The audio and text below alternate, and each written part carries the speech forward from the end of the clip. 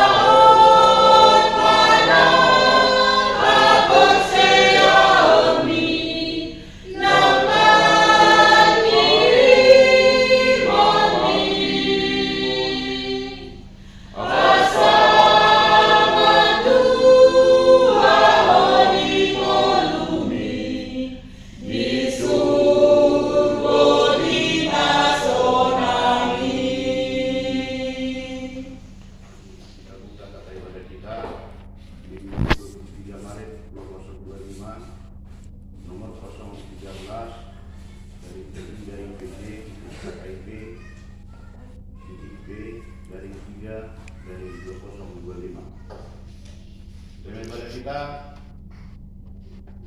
bertobat agar tidak binasa, mana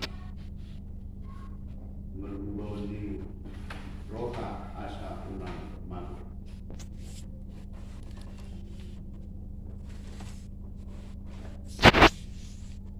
Yang pertama, jadwal ibadah kategorial dan latihan vokal di gereja masih tetap seperti biasanya. Yang kedua, kehadiran jemaat sudah dituliskan bersama dengan sekolah minggu. Yang ketiga, titik mana pengumuman. Pertama, ibadah minggu dengan mengucap syukur kepada Tuhan, dihimbau kepada semua agar semakin rajin beribadah di gereja serta mengikuti ibadah kategorial ibadah masuk pukul 10.30 dilayani oleh pendeta, pimpinan dan unsur pimpinan Majelis Jemaat KIP Penerangan. Yang kedua, sarana prasarana pelayanan KIP Penerangan. Pimpinan Majelis Jemaat KIP Penerangan menyampaikan terima kasih banyak terhadap seluruh jemaat dan simpatisan yang bisa tetap hadir beribadah dan yang dapat berbagi tanda syukur melalui persembahan bulanan dan ucapan syukur atau janji iman. Doa kita, Tuhan semakin memberkati kita semua dengan seluruh yang kita kerjakan sesuai dengan kehendak Tuhan. Tempat ibadah sebagaimana yang sudah kita ketahui telah diwaktakan setiap minggu. Kita masih tetap beribadah di tempat ini menunggu proses pendirian gereja kita KIP Penerangan Jambi terrealisasi. Mari kita sama-sama berusaha agar rencana kita bisa terwujud atas pertolongan tangan Tuhan. Yang keempat, realisasi keputusan rapat tanggal 16 Februari 2015 untuk merealisasikan keputusan rapat Majelis Jemaat tanggal 16 Februari 2025 mulai bulan Maret kita sudah mulai kumpulkan kewajiban minimal 100.000 per kakak khusus untuk biaya pembelian tanah lokasi berdirinya KIP Penerangan Jambi. Yang kelima, persembahan tempat.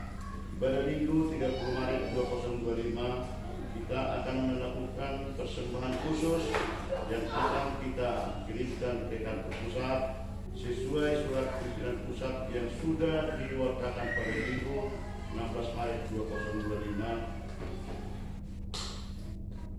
mendukung pelayanan jemaat KIP yang membutuhkan. 6. Ibadah Minggu 30 Maret 2025 kita akan laksanakan ibadah menggunakan bahasa Tuhan. Renungan Alkitab untuk 1 minggu ke depan sudah tetap tersedia. Laporan keuangan mingguan tertulis di Mazmur 65 ayat 2. Bagimulah puji-pujian di Sion, ya Allah, dan kepadamulah orang membayar munajat. Persembahan pertama di bulan ketiga bersama dengan ucapan syukur dari keluarga Inang Purus Legar. Demikian juga uang keluar dan rekapitulasi serta usaha gereja dan saldo kas pembangunan. Begitu juga list yang mengumpulkan kewajiban setiap bulannya. Andaikan ada yang salah ketik dan nominal serta dengan nama, kami mohon maaf dan tolong dikoordinasikan histori untuk dapat kita perbaiki lebih baik lagi. Tertulis di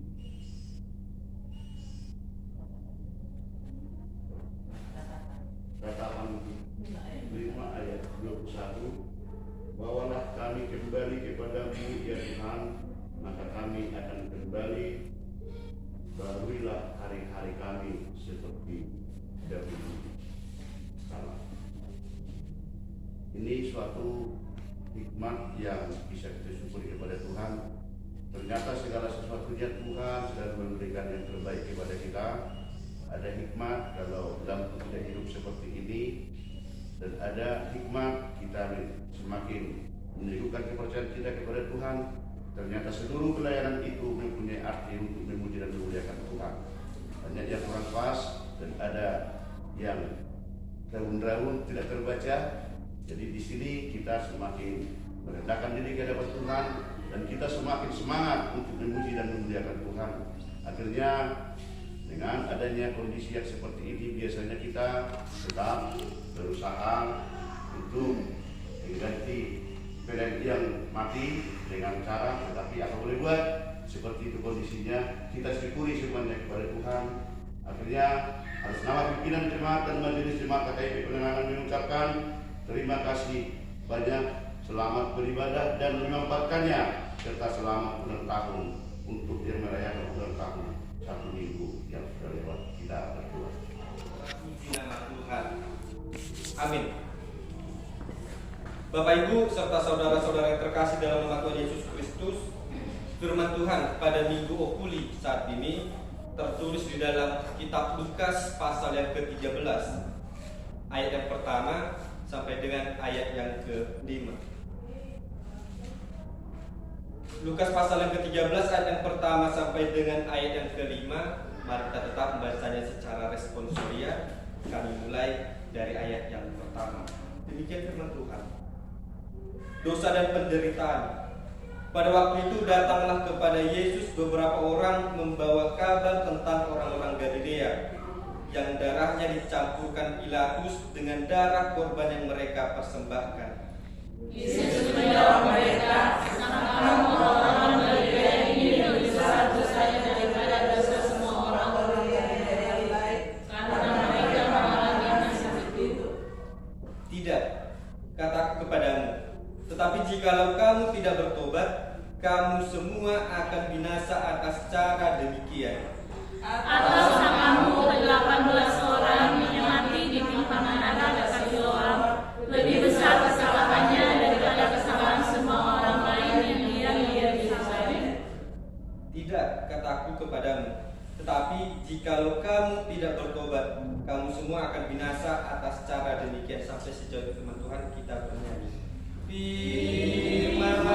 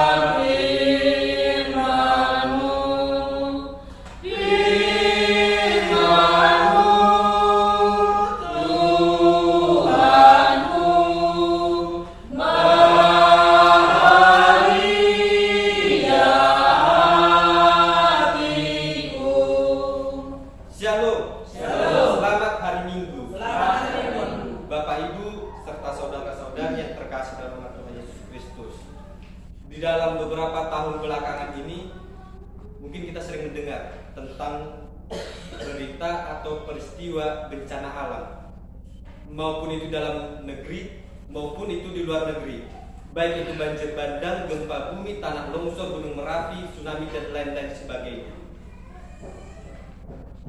Ketika bencana alam ini terjadi, sangat banyak orang-orang lain dari kalangan lain memiliki rasa simpati ataupun rasa iba, sehingga dengan rasa demikian mereka membuat sebagai bentuk bantuan, mereka mengumpulkan dana untuk membantu korban bencana tersebut. Tetapi di sebagian kalangan lagi justru ada beberapa kalangan yang menganggap bahwasannya ketika bencana itu terjadi, justru mereka berprasangka bahwasannya bencana itu terjadi karena dosa daripada penduduk daerah tersebut. Bahkan ada yang mengatakan hal itu terjadi karena adalah hukuman Tuhan untuk daerah tersebut. Artinya ketika bencana itu terjadi sudah banyak memakan korban, terdapat dua pemikiran. Yang pertama memiliki rasa iba, dan yang kedua memiliki rasa negatif yang mengarahkan bahwasannya itu adalah hukum Tuhan. Ternyata Bapak Ibu, pemikiran yang seperti ini tidak hanya kita temui pada saat ini. Ini merupakan pemikiran yang kuno, yang bahkan orang-orang lalu pun pada zaman agama-agama kuno, bahkan orang Yahudi telah memiliki pandangan seperti ini. Ketika memiliki bencana kelaparan, kemiskinan, dan lain sebagainya, mereka berprasangka itu karena dosa, itu karena hukuman Tuhan. Tapi tidak segala sesuatunya itu karena dosa, tidak segala sesuatunya karena hukuman Tuhan. Tetapi pada dasarnya manusia selalu senang memiliki pendapat yang sesuai dengan pemikirannya. Pemikiran hal yang seperti ini dapat mengeluarkan karena memang mereka memiliki bahwasannya selalu merasa benar. Itulah yang terjadi pada masa kini dan pada masa lampau. Nah, seperti juga yang telah kita bacakan tadi di dalam Lukas pasal yang ke-13 ayat yang pertama sampai dengan ayat yang kelima. Di sana ceritakan terdapat dua peristiwa yang boleh kita ambil. Yang pertama, peristiwa di mana orang-orang dibunuh dan darahnya diambil untuk persembahkan di bait Allah oleh Pilatus. Bapak Ibu serta saudara-saudara yang terkasih, ada beberapa orang Galilea yang datang kepada Yesus. Mereka menceritakan bagaimana kekejaman Pilatus, bagaimana mereka juga merasakan bahagia karena mereka lepas daripada pembunuhan. Karena pada masa itu Pilatus menyuruh para tentaranya untuk membunuh orang Israel, sehingga darahnya diambil dan dicampurkan dengan persembahan yang akan mereka persembahkan di bait Allah. Tetapi justru mereka yang selamat, mereka merasakan bahwasannya ketika mereka selamat dari pembantaian tersebut, mereka merasa selamat dari peristiwa tersebut, mereka merasa diberkati oleh Tuhan. Mereka merasa yang telah dibunuh tadi dia dihukum oleh Allah karena dosanya lagi.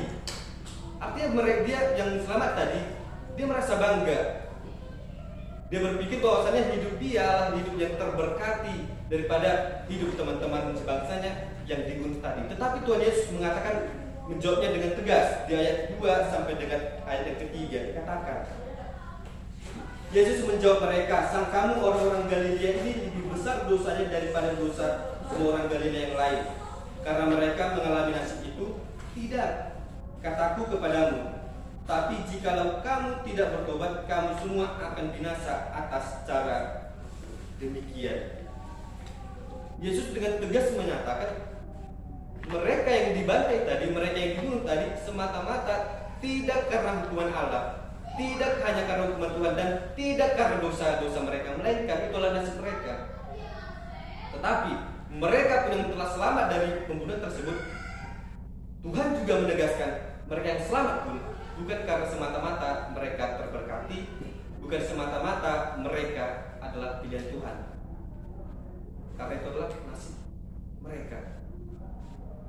Sehingga Tuhan mengatakan segala sesuatunya tidak semata-mata hanya karena dosa. Seperti cerita Tuhan Yesus tentang orang yang buta. Ketika ada orang buta membutuhkan pertolongan Tuhan, orang lain daripada orang buta tadi, mereka mengatakan bahwasanya dia adalah anak yang terkutuk, yang dosanya telah ada daripada moyang mereka, yang ada pada orang tuanya, sehingga dialah terkena imbasnya. Kalau kita menelusuri, itu bukanlah semata-mata karena dosa.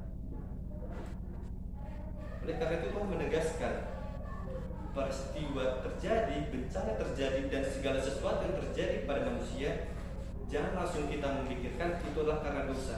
Tidak. Yang hanya dapat menentukannya hanyalah manusia, hanya mampu menjalaninya sendiri. Dan yang kedua, peristiwa yang kedua yang dikatakan di ayat yang keempat, atau sang kamu, ke-18 orang yang mati ditimpa menara Siloam, dan lebih besar kesalahannya daripada kesalahan semua orang lain yang diam di Yerusalem.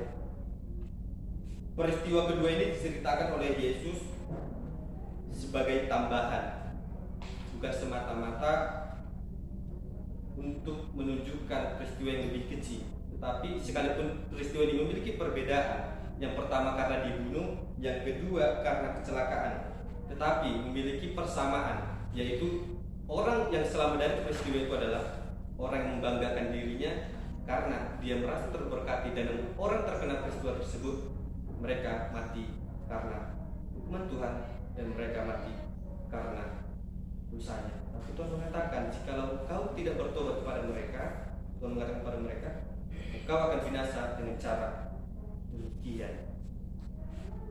Bapak Ibu serta saudara-saudara terkasih di dalam nama Tuhan Yesus Kristus, pada minggu ini dinamakan yaitu Minggu Okuli.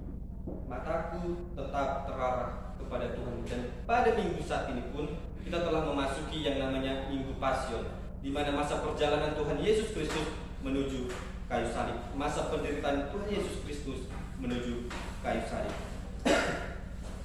Kita dipanggil untuk mengarahkan mata kita dan iman kita kepada Yesus yang mengasihi kita. Dan di dalam Lukas 13 ayat yang pertama sampai dengan ayat yang kelima, kita boleh mengambil beberapa pelajaran. Yang pertama, kita diajak untuk panggilan untuk merenung. Mungkin telah banyak bencana-bencana alam yang telah kita lihat, banyak peristiwa-peristiwa yang telah kita jalani, bahkan kita saksikan sekalipun. Kita diajak untuk kembali merenung. Apakah semuanya ini demi untuk mengingatkan kita karena dosa kita? Apakah semuanya ini demi untuk mengingatkan kita lebih dekat lagi kepada Tuhan? Kita diajak merenung supaya kita benar-benar merenungkan dan mengarahkan mata kita kepada Tuhan dan iman kita kepada Tuhan, bahwasannya semuanya itu adalah rencana Tuhan. Dan Yeremia 29 ayat 11 dikatakan, rancanganku bukanlah rancangan dan jalanku bukanlah jalan. Artinya rancangan Tuhan tidaklah sama dengan rancangan manusia, dan jalan Tuhan tidaklah sama dengan jalan yang manusia tentukan. Ketika manusia itu menentukan cara hidupnya, ketika manusia menentukan apa yang dia inginkan, bahkan ingin menata masa depannya sedemikian rupa, ketika Tuhan mengatakan tidak, maka tidak. Tapi ketika kita merasa pesimis sekalipun, ketika kita merasa jatuh sejatuh-jatuhnya, ketika Tuhan mengatakan iya, Tuhan akan mengangkat kita, dan semua akan terjadi di luar ekspektasi dan pikiran manusia. Oleh karena itu kita diajak merenung. Kita diajak merenung apa yang telah terjadi di masa lalu, apa yang terjadi di masa kini, dan apa yang akan terjadi di masa yang akan datang. Lalu yang menjadi pembelajaran yang ingin kita lihat, kemanakah mata kita akan mengarah? Kemanakah iman kita akan mengarah? Ke manusiakah atau kepada Tuhan? Dan yang kedua, panggilan untuk bertobat.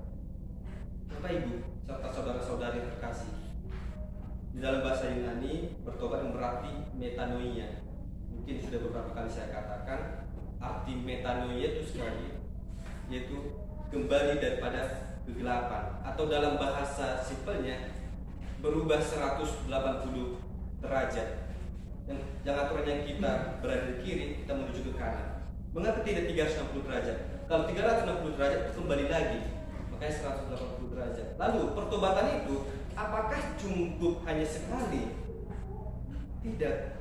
Martin Luther mengatakan pertobatan setiap hari. Ketika kita merasa kita melakukan pertobatan hari ini, belum tentu hidup kita ke depannya kita hidup di dalam pertobatan kita. Tidak. Oleh karena itu kita akan selalu terus bertobat dan bertobat setiap harinya. Kita menenggelamkan dosa kita dan kita hidup baharu setiap harinya. Tidak cukup satu hari, melainkan setiap harinya, supaya kita tidak binasa. Dengan cara bertobat kita dapat mengenal Allah. Dengan kita mengenal Allah, iman kita dapat bertumbuh. Ketika iman kita telah bertumbuh, itulah jalan satu-satunya menuju Allah Bapa atau menuju kerajaan surga. Dan yang ketiga dikatakan, tidak ada yang lebih berdosa, semua memerlukan pertobatan. Bapak Ibu serta saudara-saudara terkasih dalam Tuhan Yesus Kristus, mungkin kita sering mendengar seseorang yang menentukan dosa orang lain ketika dia mencuri, nah engkau pasti masuk neraka. Ketika dia melakukan pembunuhan, bertobatlah engkau pasti masuk neraka. Sering kita melihat hal seperti ini. Pada dasarnya setiap manusia itu adalah berdosa. Setiap manusia selalu melakukan dosa. Dalam kitab Tuhan yang mengatakan jangan engkau membunuh. Nah, dalam pengertiannya, apakah membunuh itu hanya untuk menghilangkan nyawa seseorang saja? Tidak, melainkan dengan membunuh perasaan seseorang itu termasuk dalam pembunuhan. Lalu dikatakan kitab Tuhan, jangan engkau berzina. Ketika dikatakan jangan engkau berzina, apakah perzinahan itu terjadi hanya persetubuhan antara laki-laki dan perempuan yang di luar perkawinan? Tidak semata-mata hanya itu, tetapi dengan kita memandang dan menginginkan dalam hati kita, itu dimasuk dalam kata perzinahan. Artinya sangat dalam makna daripada kitab Tuhan. Artinya semua orang telah berdosa dan semua orang telah kehilangan kemuliaan Allah. Roma 3 ayat 23. Sehingga di dalam keberdosaan kita tadi, kita selalu memerlukan yang namanya pertobatan. Ketika kita telah bertobat dan kita hidup di dalam Tuhan, maka yakin dan percaya kita tidak akan binasa. Seperti yang dikatakan dalam Yohanes 3 ayat yang ke-16, dikatakan, karena begitu besar kasih Allah akan dunia ini, sehingga Ia telah mengaruniakan anak yang tunggal, supaya setiap orang yang percaya kepadanya tidak binasa, melainkan beroleh hidup yang kekal. Tuhan Allah telah menurun ke bumi, menyatakan dirinya dan menjadi dosa, tetapi Dia tidak berdosa. Dan semuanya itu dilakukan demi kelangsungan hidup manusia di dalam bumi ini, demi kelangsungan hidup manusia di dalam keimanannya, supaya manusia itu benar-benar terbebas daripada dosanya dan hidup bersama-sama dengan Allah kelak nanti.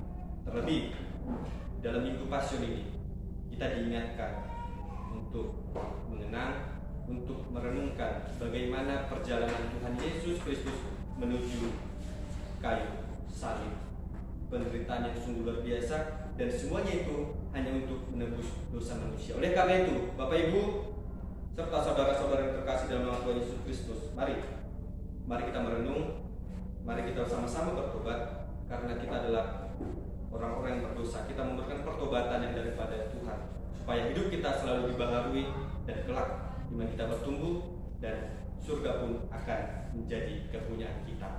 Amin. Mari kita bernyanyi.